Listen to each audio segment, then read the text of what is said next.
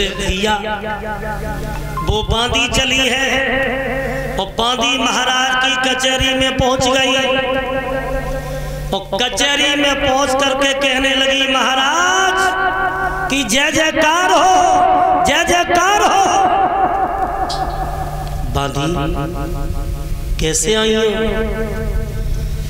बांदी कहने लगी महाराज आपकी रानी इस समय आपको महलों में याद कर रही। हमारी रानी? बोले हाँ। और वो भी दोपहर के वक्त।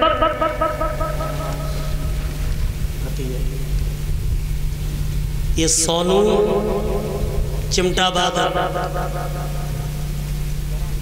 पीछे बैठे जाएंगे, लाल बनियान वाले सोनू आए।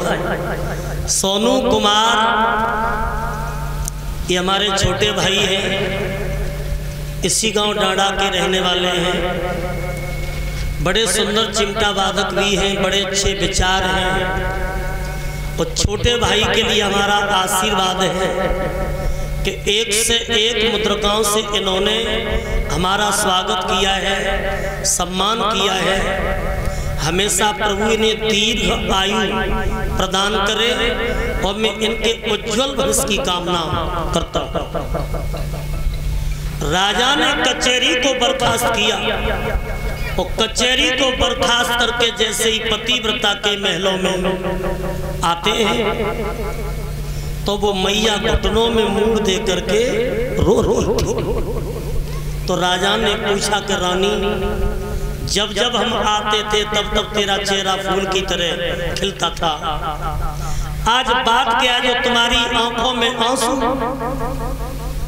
तो रो करके बोली महाराज मुझे केवल एक बात का दुख है कि इतने दिन ना संतान भई सब दुनिया हंसी उड़ाए रही है और महाराज ने बल कहलाए रहे हो जी दुखिया बांझ कहाए रही है।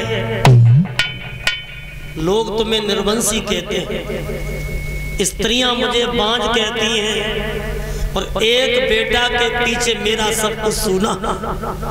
राजा बोले रानी ये तो कर्मों की खेती है और जैसा फल बोगे वैसा फल पाओ। और अगर भाग में संतान है तो कोई रोक नहीं सकता और अगर संतान नहीं है तो कभी पुत्र पैदा हो नहीं सकता। बोली महाराज दुख इस बात का नहीं है कि बेटा नहीं है, दुख केवल एक बात